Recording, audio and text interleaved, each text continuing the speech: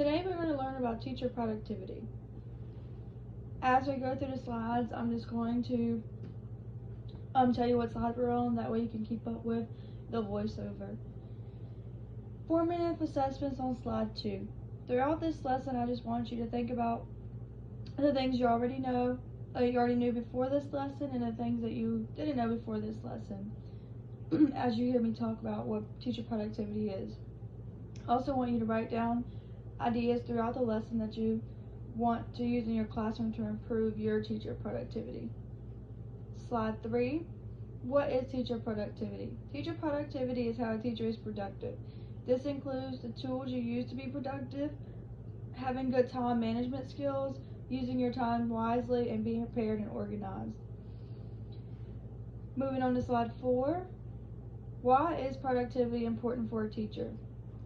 Productivity is important because it keeps your classroom organized, it keeps you from losing valuable time, and it keeps you on schedule and focused throughout your day. Slide 5. Ways to be prepared and organized. Ways to be prepared: first, using a planner / creating a checklist, having your materials ready to go, having a backup plan. Because especially when you're using technology is not always technology doesn't always pan out. So if something is ever wrong with the Wi-Fi or a connection issue or whatever it might be with the internet issue, always have a backup plan in case there is a problem. And then ways to be organized: use timestamps, color code, naming your files, sticking to your schedule, and staying on task. How to use your time wisely on slide 6. I think an important way to use your time wisely is using a stopwatch. An online stopwatch is like perfect. You just pull up an online stopwatch on your computer, and as you're doing your lesson or whatever, you know how long you have already planned out how long you want your stuff to last. So throughout your lesson or whatever you're doing, maybe taking a bathroom break or reading to the class or the students doing a test or whatever it is, you have a time limit for everything throughout the day. So use that stopwatch for starting for however long you want the lesson to last or whatever you're doing to last. And then once that time is finished, you just stop with what you're doing. Even if your students aren't finished with the task or whatever they're doing, even if they're not finished, just stop what they're doing and provide time for them later to finish it. That way you're not taking time away from something else that is on your schedule. Another way to use your time wisely: instead of printing off papers, passing out papers, taking up papers, grading papers, you can use Canvas. And I already have the assignments uploaded on there, where all the students have to do is click on the assignment, and then you can grade them through Canvas, and the grade goes automatically to the student, and they can see what they got. It just saves a lot of time. I think it's more efficient. On slide 7, time management skills: sticking to your planner, time schedule, using an online classroom management tool such as ClassDojo. I've seen ClassDojo used in past classrooms, and I think it's a good way to save time and having or managing your time management skills, because if your kids are off task, you are going to lose valuable time, and all you have to do is, I've seen it before, if you just hit a point for, oh, this person is doing great, everyone else will get back on task, or, oh, I'm taking away a point because this person is being disruptive or not on task, and then that just gets everyone back on task. As soon as you bring up adding points and taking away points, the kids get right back on task, and you're saving valuable time, and so because the students are not off task, they're getting back on task as soon as you use that ClassDojo form. Or it could be anything just to manage class management, but I just think that's a good way to do it. Also, provide students with classroom expectations and norms, so students are not losing valuable time with switching activities or going to the bathroom, etc. If you set in place your classroom norms and your expectations, it'll be normal to the students, or how long it should take, or how long it shouldn't take, or what you should do and what you shouldn't do, and it'll just save with time, and it'll help with your time management skills. Moving on to slide 8, lesson planning. When you are planning lessons, you should take into consideration how long it takes you to pass up papers, how long it takes students to switch from activity to activity, how long it takes you to set up stations, etc. You should plan out the materials you're going to need, such as planning out the stations, planning out the centers, or even if it's just if you need to cut up papers, cut up those papers beforehand. If you need to have crayons and color pencils and markers, or whatever this case may be, you have all that stuff planned out and set up ready for the students when they come in for their lesson. That way you're not losing valuable time there. So when you are doing those lesson plans, you need to incorporate what you're going to need, how you're going to set it up, when you're going to set it up, how long it's going to take, all that good stuff. Also, you can have assignments on Canvas for your students to access to save time, because you can do your grading on there and the students can just submit it on there. You don't have to worry about taking papers, passing out papers, grading papers, all that good stuff. You should plan for your students to finish early and plan for your students that are going to need more time. So if they're finished early, there should be something that you have in place. This can be an online activity or not an online activity, but something that you have in place so the students are not distracting other students that's going to need more time to finish their assignment. If the students are going to need more time than what is provided for them, then of course take up their assignment and give it back to them at a later time to finish. That way we're not losing our time for our other activities or other events that we're going to do throughout the day. We want to stick to our schedule as much as we can. How to manage multiple schedules.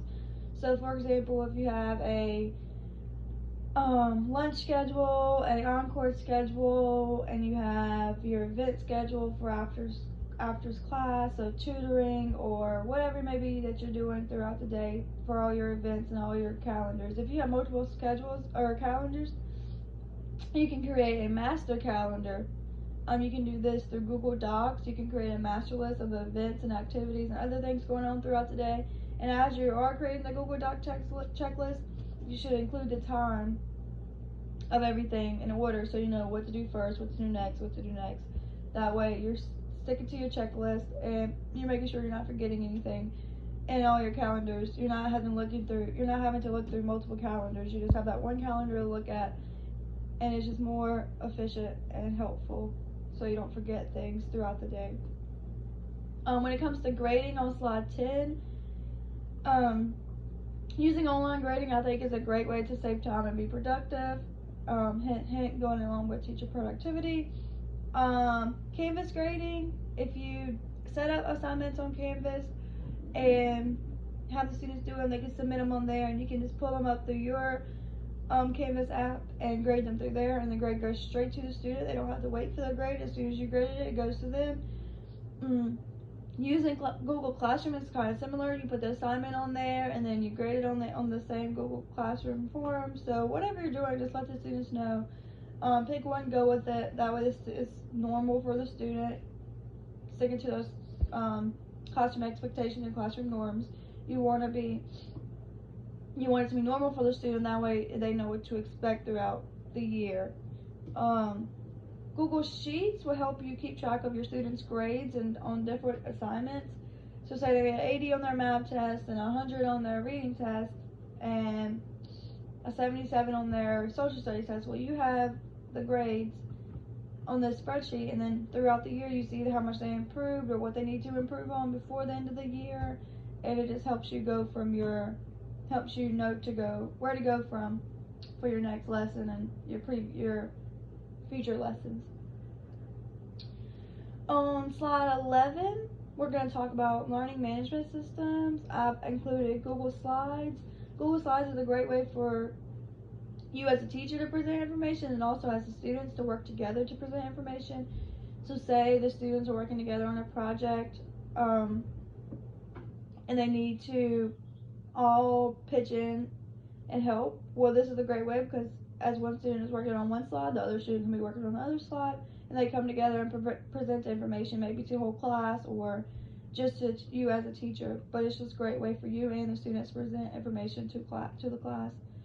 Google Meets and Google Groups is a good way for students to work in groups online groups. Like, this is perfect for maybe a project that they didn't get to finish in class, and they can go home and still have their partners to work with, have their partners to talk to and bounce ideas off of, because they're in these groups, online groups, so they don't have to be in school to be in these groups. They can do it online.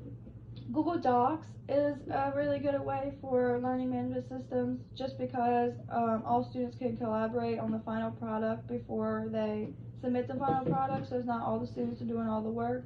They're all working together as a team, building these skills that they need, these lifelong skills that they'll use throughout jobs and college and all, whatever their path may be. It's a great way for students to work together and collaborate, and then turn in that final product to you, and also that saves time, because you can not only see what one student knows, you see what your whole group knows and how they can work together, and they're not having to do it all individually, so it's saving you time and them time and classroom time. Using online resources for students to receive information such as article, games, activities, worksheets, etc.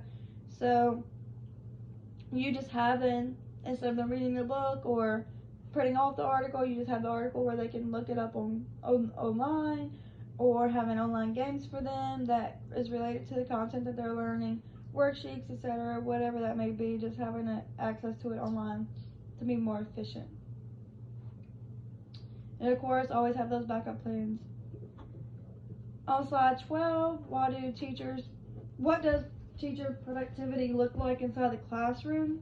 Well, the look for teacher productivity from inside the classroom, it looks like the teacher being prepared, the teacher sticking to a schedule, the teacher utilizing their tools and to save time and be more efficient, the teacher being organized, and the teacher sticking to this classroom expectations and norms. I can't stress that enough. I feel like that's very important. You sticking to those classroom expectations and norms, because the more your students know what to expect, the less time you're going to use up throughout the lesson, and the less time you're going to need throughout the lesson, because the students are going to be able to move through it quickly because they already know what to expect. Moving on to slide 13. Recaps of the apps and tools to ensure teacher productivity. So we already talked about the Google Docs for student collaboration, and for teacher collaboration also. You can work together with your fellow colleagues to create Google Docs for maybe lesson plans or whatever it may be. Google Docs are also good for checklists, as we talked about. Google Sheets are good for your spreadsheets of your grades and keeping up with student improvement and what they need to improve on. Google Calendars, keeping up with all your events and other activities and events throughout the day that you'll need to not be late to and be on time. Online stopwatch is good for you sticking to your schedule. Canvas and Google Classroom are all good for online assignments and online grading. Google Slides are important for presentations for teachers and students both, but mainly for collaboration. And then Google Meets and Google Groups is for when you need your students to work in groups where they might not be able to finish in the class, or provide a time for the students where they can go home and still have those groups to collaborate with and get their work done. Continuing on to that, on slide 14, Classroom Dojo, we talked about this for classroom management. It's really important because it helps you saving that time from having to correct a student or having to get the students back on task. Just pull up your Class Dojo, take away points, add points. You don't want to just focus on the negative. You want to also add those points. That way, your students are rewarded for their good behavior. Google Drive, keeping track of papers and that are filed and keeping them organized. Organize all your documents, all your important papers. Using your Google Drive is very important. Have those files named and color coded, whatever you may need to do to be able to access quickly. All of these are ways to help teacher productivity in the classroom, because they are all efficient, they save time, and it keeps you, the teacher, and the students focused on the task. Moving on to slide 15. These are just the ISTE standards that we use throughout this lesson. We use 2.1 Learner. That's just educators continue to improve on their practice by learning from and with others and exploring proven and promised practices through technology. This is what we've been doing today. We're trying to figure out how we can improve our classroom productivity through technology That's all what this presentation was about. And then collaboration, we're working together with our colleagues, me and you, trying to figure out how we can improve these practices to help our students in the future. And then slide 16 is where I want to just assess the information that we learned from this PowerPoint today. So if you'll just click on this link, it's our Google form link. If you'll just figure out that, if you'll just fill out that form, and then you'll hit submit, and it'll submit to me, and I'll just be able to see what you learned from this presentation. I really appreciate your time that you spent here listening to my presentation. Thank you. I hope you learned something today.